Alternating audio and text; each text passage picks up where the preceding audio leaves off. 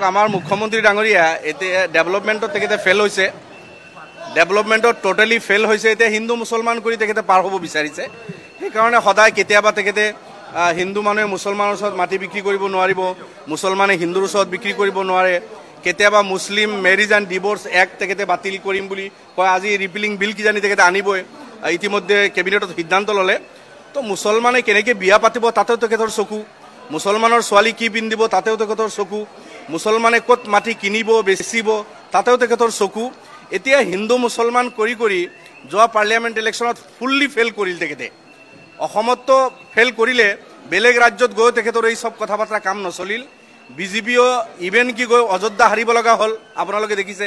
আৰু বিভিন্ন জায়গাত তেখেতসকলৰ হিন্দু মুছলমান এইটো কামত নিদিলে তথাপিও মাননীয় মুখ্যমন্ত্ৰীয়ে তেখেতে তাৰ পৰা লেছন নলৈ অসমত এটা বিশেষ সম্প্ৰদায়ক টাৰ্গেট কৰি তেখেতে অহৰহ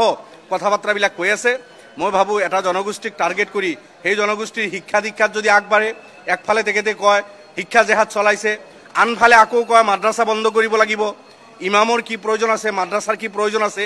এই স্ববিৰোধী কথা বাৰ্তাবিলাক কৈ তেখেতে এটা জনগোষ্ঠীক টাৰ্গেট কৰিছে এটা ধৰ্মাৱলম্বী মানুহক টাৰ্গেট কৰিছে যিটো ডেমক্ৰেচিৰ কাৰণে দুৰ্ভাগ্যজনক এটা ডেমক্ৰেচিত এই ধৰণৰ কথা বাৰ্তা মুঠেও শোভা নাপায় গতিকে আমি আহ্বান জনাইছোঁ মাননীয় মুখ্যমন্ত্ৰীক আপুনি ডেভেলপমেণ্টৰ কাম কৰক আপুনি শপত লৈছিল যে সকলো জাতি জনগোষ্ঠীক সমদৃষ্টিত চাব সকলোৰ কাৰণে সমানভাৱে আপুনি কাম কৰিব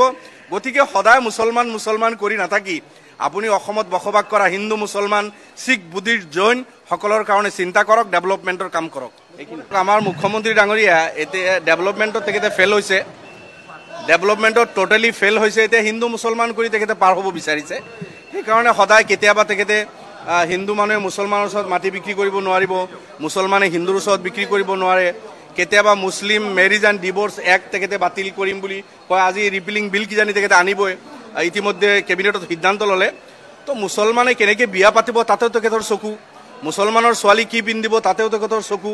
মুছলমানে ক'ত মাটি কিনিব বেচিব তাতেও তেখেতৰ চকু এতিয়া হিন্দু মুছলমান কৰি কৰি যোৱা পাৰ্লিয়ামেণ্ট ইলেকশ্যনত ফুল্লি ফেল কৰিল তেখেতে অসমতো ফেল কৰিলে বেলেগ ৰাজ্যত গৈ তেখেতৰ এই সব কথা বাৰ্তা কাম নচলিল বিজেপিও ইভেন কি গৈ অযোধ্যা হাৰিব লগা হ'ল আপোনালোকে দেখিছে আৰু বিভিন্ন জায়গাত তেখেতসকলৰ হিন্দু মুছলমান এইটো কামত নিদিলে তথাপিও মাননীয় মুখ্যমন্ত্ৰীয়ে তেখেতে তাৰ পৰা লেছন নলৈ অসমত এটা বিশেষ সম্প্ৰদায়ক টাৰ্গেট কৰি তেখেতে অহৰহ কথা বাৰ্তাবিলাক কৈ আছে মই ভাবো এটা জনগোষ্ঠীক টাৰ্গেট কৰি সেই জনগোষ্ঠীৰ শিক্ষা দীক্ষাত যদি আগবাঢ়ে একফালে তেখেতে কয় শিক্ষা জেহাদ চলাইছে আনফালে আকৌ কয় মাদ্ৰাছা বন্ধ কৰিব লাগিব ইমামৰ কি প্ৰয়োজন আছে মাদ্ৰাছাৰ কি প্ৰয়োজন আছে এই স্ববিৰোধী কথা বাৰ্তাবিলাক কৈ তেখেতে এটা জনগোষ্ঠীক টাৰ্গেট কৰিছে এটা ধৰ্মাৱলম্বী মানুহক টাৰ্গেট কৰিছে যিটো ডেমক্ৰেচিৰ কাৰণে দুৰ্ভাগ্যজনক এটা ডেমক্ৰেচিত এই ধৰণৰ কথা বাৰ্তা মুঠেও শোভা নাপায় গতিকে আমি আহ্বান জনাইছোঁ মাননীয় মুখ্যমন্ত্ৰীক আপুনি ডেভেলপমেণ্টৰ কাম কৰক আপুনি শপত লৈছিল যে সকলো জাতি জনগোষ্ঠীক সমদৃষ্টিত চাব সকলোৰ কাৰণে সমানভাৱে আপুনি কাম কৰিব গতিকে সদায় মুছলমান কৰি নাথাকি আপুনি অসমত বসবাস কৰা হিন্দু মুছলমান শিখ বুদ্ধিষ্ট জৈন সকলোৰ কাৰণে চিন্তা কৰক ডেভেলপমেণ্টৰ কাম কৰক